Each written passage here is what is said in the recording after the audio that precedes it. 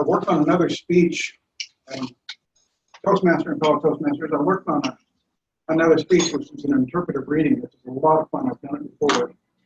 But I realized that my reading skill just isn't quite back to what it should be to do that justice. I don't want to mess it up. It's a really fun speech, so you'll still get it sooner or later. But I decided at the last minute this morning while I was trying to polish it that I can't do this. I'm going to, rather than do that poorly, I'm going to try to just talk about life as an adventure. My life really became an adventure about 13 months ago when I had a stroke, a little over 13 months ago. I spent a couple weeks in the hospital while they were trying to get things under control. They didn't know my medical background. They didn't know I had my medical records with me, but I didn't have sense enough to tell anybody that I had them with me. So they finally got all that under control. Let me out of the hospital. They put a little implant in my chest. My normal resting pulse is around 55, which is pretty low. And they were concerned that somebody my age would have one that low. And so they put a little thing in my chest to let me know if it gets below that.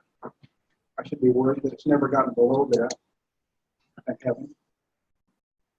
At first, when I had the stroke, I did a lot of feeling sorry for myself. I was stuck alone at home. I completely lost the ability to read. That's probably the most frustrating thing. And it still is. It's what kept me from following through with that speech that I wanted to do today. When I first started trying to relearn how to read, I had to learn like from the alphabet, ran all over from scratch. My eyes were messed up, so I had trouble reading. They didn't focus. Both of them worked fine separately, but they wouldn't put an image together. And I still have a little trouble with that. It's not perfect. It's getting better. At least I can drive legally now, which is a great thing. When I was going through this recovery process, and I had a therapist come try to help me, I started to realize that I can sit around feeling sorry for myself, and I did a lot of that, or I can just look at this as a brand new adventure. And I started getting on Facebook and I read stuff with a big print. I got to where I could read it, but I would try to respond to it, and I wrote some of the most strange messages that you'd ever want to see. Because although I was trying to type, I was making letters, I read some of them afterwards later, and they're complete, total gibberish. They made sense to me, but to nobody else. I see smiles there from some of those people that got those messages. And so I can look at that now as just a funny thing that happened on the way to the forum. After about a month and a half, I didn't have anybody at home to take care of me, and I needed somebody to take care of me. So I set out on a great adventure. I traveled by train from Birmingham, Alabama, back to Oregon, and to be with my family in Salem, where I'd have somebody. It was a 5-day journey, and a lot of fun by train. I saw some sights that I hadn't seen before. Pulled into our nation's capital, and the station is right across from the Capitol building, so I got to see the Capitol building. I wasn't quite fearless enough to go out and try and visit. I had a couple-hour layover, but I was afraid I might get lost. At first, I had trouble walking. That was mostly because of my vision, so I was still walking with a cane then. Still couldn't read. I got home about this time last year. I got back to Oregon about this time last year, where I had a family to take care of me while I was recovering. Went back to visit my old place of business, and they said, "Can you come back to work?" And I explained that I can't read, and so that's going to be kind of hard. The odd thing about it, almost from the very beginning, I could do simple arithmetic, and as an auditor, that's basically what I do, is simple arithmetic. And so they convinced me that I ought to come back and at least give it a try. They give me a month to see if I could get up to speed. And in a month, I was up to speed where I could at least do the audit part. Still all the math, I still had trouble reading. But at least I had that. My coordination got a lot better. I got to where I could walk without a cane again, and my vision got better enough to where I'm allowed to drive in the daytime. I'm not supposed to drive at night, so if you see my truck driving around at night, give me a wide berth. But I handle that pretty well. I long ago decided that life was an adventure, but this is just a brand new adventure, and I'm learning new stuff every day. And I felt that I was getting better enough at reading that I could do this fun, dramatic reading today. And I chickened out the last minute, just because I'm still struggling with that.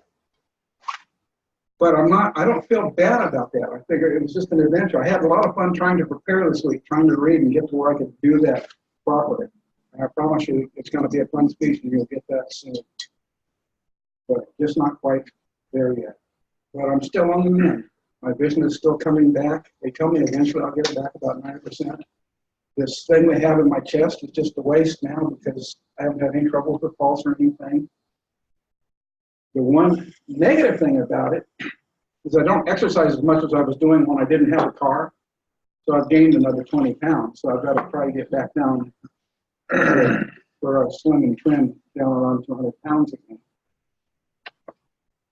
But things are just going great in my life. I'm thoroughly enjoying Toastmasters. I'm thoroughly enjoying my job. I'm thoroughly enjoying the family.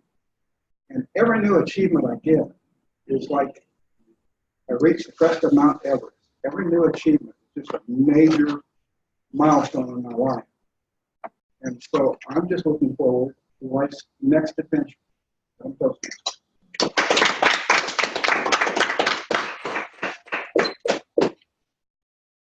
Thank you so much, Dave, for that speech. So everyone, please take a moment to record your notes. And while you do that, I guess I will just tell you I've already got a New Year's resolution. And it's to get our printer at work replaced. I spent 5.5 hours on Friday trying to print materials for 18 people. It took 2 different printers and 2 different staff members, and I almost lost my mind in the process. So I'm going to do whatever it takes. And by 2020, I hope that we will have a working machine, because I've already informed my supervisor it's either the printer or me. However, I didn't really think that through, because losing me will definitely be cheaper than replacing the machine. And other than that, it got me thinking, well, it's that time of year where everyone starts talking about New Year's resolutions. So I should probably come up with some other ones that would help me better myself. But I don't have those. And I'm sure we will have a meeting where that is a theme coming up. So we have time for table topics, which are going to be orchestrated by Lee. Lee, if you are ready, we can get 2 or 3 in. Are you ready? So please help me welcome Lee. Nice thing about being the table topics master, you don't have to do one. Well, our theme today was supposed to be goals. So I thought I would take table topics about goals. And I hope you can achieve them. Probably we have more unmet goals than we do completed goals. Brian, would you like to tell us about a goal that you have frequently set and not been able to achieve, and how you would plan to achieve that in the future?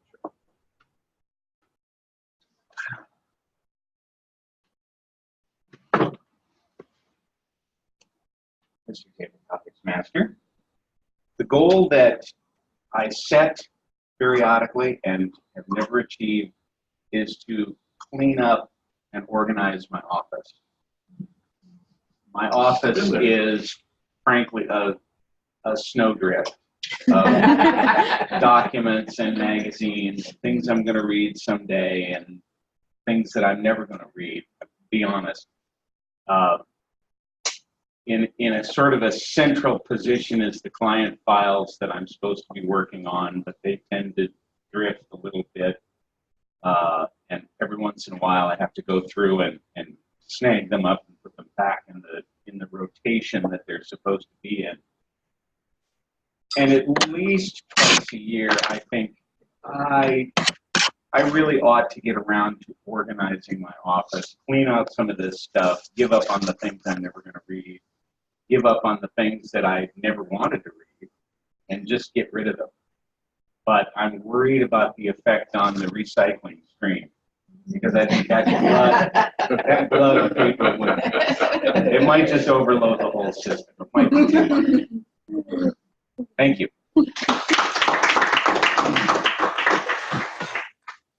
Lauren, I was going to ask you if you could come up with some comments to a colleague that allows his phone to ring during a speech. But I'm not going to do that. Do you have some tips for us on achieving a goal? Thank you, Mr. Table Topics Master, fellow Toastmasters. I have been working on a goal that's kind of overtaken my life and forced me to continue. Namely, my husband and I are building a house. So I work Sunday. We started last winter before last. The very wet winter finally dried out. And once they built a shelf for us, hiding windows, we had all. So we're kind of stuck with this thing. And if we don't work on it, it's going to be that much longer. And then once we get it done or habitable, then we have to move out of our current house, which is really funny because we're renting a house. And when we first moved in there, we said, oh, this is just temporary. We're looking to buy something. We couldn't find something. So 15 years later, we're still in this house, and that's going to be a pretty major objective, is to move all our crap out of the old houses into the new house. So it just sucks you along whether you'll want to go or not, is all I can say. And those are actually really good projects because you really don't have a choice of saying no. You just have to do it. And hopefully your marriage stays intact, your sanity, and you get enough sleep on the weekend, et cetera, et cetera. Thank you.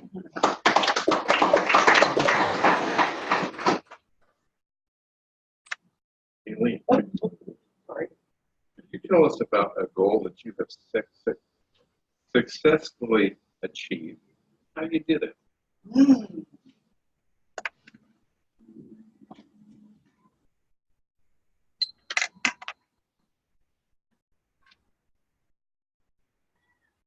I love goals.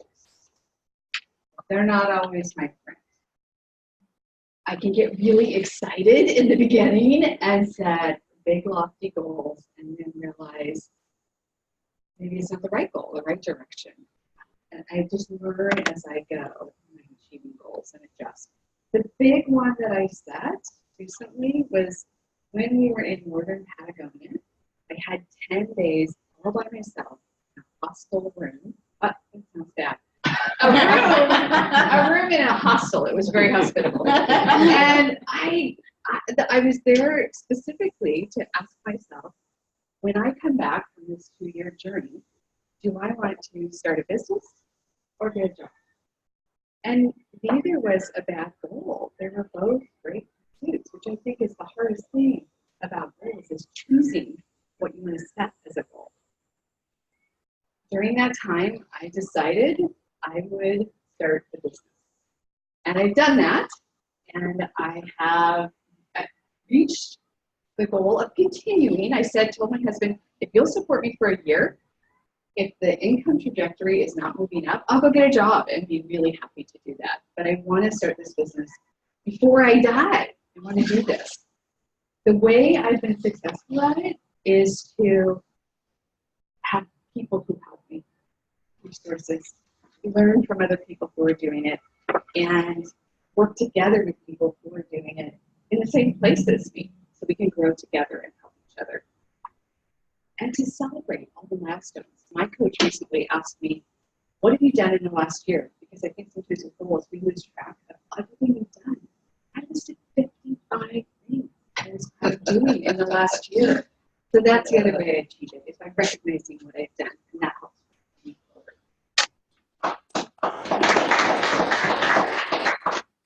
Got time for another? Oh, we love them, yeah. Oh. Okay.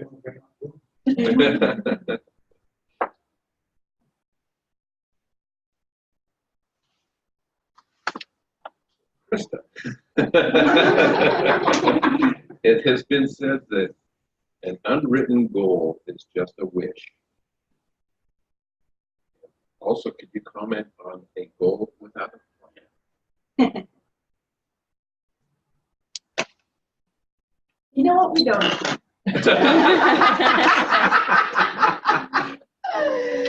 I honestly think that I am the master of having goals without plans. I get great ideas all the time. I know exactly what I need to do with my life. I know how I should be living, but I don't know how to actually get there. So certainly, I have mastered the goal process, but not the planning process, which is why I'm starting with the printer at work, and I have a plan. I am going to harass whoever it is that has to release the money until it gets released. But I also have a network of people. I'm relying on other people to help me. We have someone from our main science center who recently moved over to the Marine Operations Center, and I've enlisted her help. She says, oh, I know who you need to talk to. So I've got that angle working. I've already petitioned my supervisor, and he totally understands my point. So now I have to move up in our organization. Unfortunately, our director is leaving, which could complicate my process, but maybe it creates an opportunity if a new temporary person doesn't really understand what's going on, and I can petition them to the point where I can get this printer replaced. And so then maybe that can be a template that I can follow when I'm trying to do all my other goals and breaking things down into steps and figuring out what I need to do to get Tear off a little piece of paper and pass it to me with the name of the person who thought did the best job presenting a discussion about goals. Brian, Laurie, Gailey, or Krista.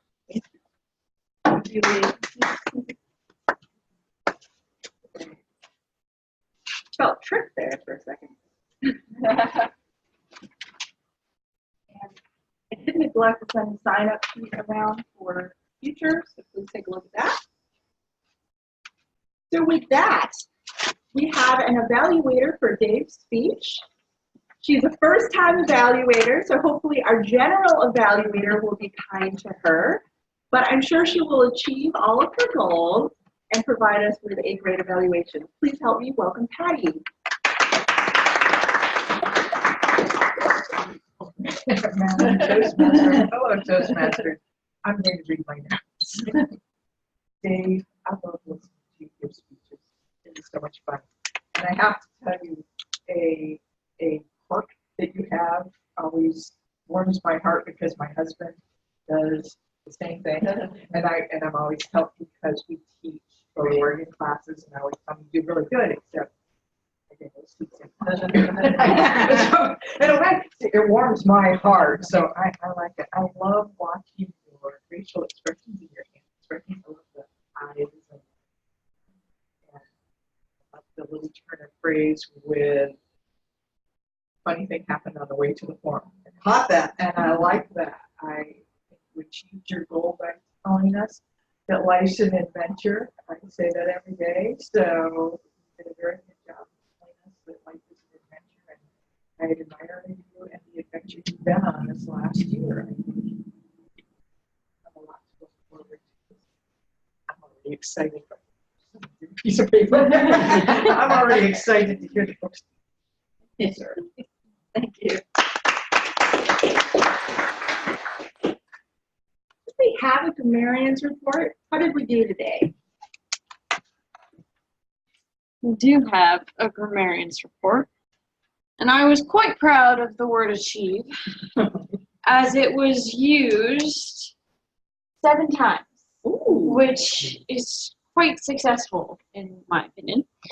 we did have which is not very our normal go-to word, but we did have several, so just watch as we're focused so much on so and okay and all right, and there are other words that can creep in to your vocabulary to replace so and and. And I also had several sentences that I really liked. Every new achievement is a major milestone from Dave. And I had, we are kind of stuck with this thing. And we had, for we actually did have over 10 today. Just as a together, we were, We achieved. yes, we achieved an goal. What was the phrase? There are five. There are five things. The gesture. Really? I guess I was gesturing because there are five things. I will still take that as an improvement, that we're shifting maybe back to the ums instead of the so's and the unso's. That's almost 2 weeks. And our timer, could you please give us the times for speeches and evaluation today? Madam Toastmaster, 12 minutes and 43 seconds.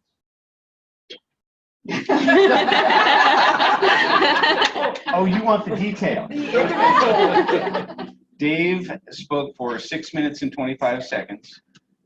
Patty's evaluation was 1 minute and 8 seconds. Table topics. Lori talked for 1 minute 35 seconds. Jaylene talked for 2 minutes. And Krista talked for 1 minute 35 seconds. And I did not time myself. Thank you very much. I timed you. You're at 1 minute, 1 second. All qualifying. So with that, do we have a table topics champion? We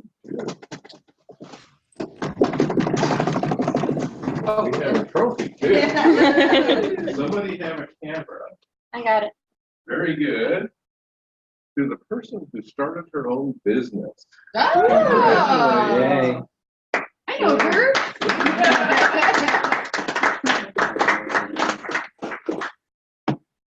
Good Thank job. you. What's up? What's up? And with that, it leads us to our general evaluator. If you could please tell us your impressions of this meeting and what we could do to improve.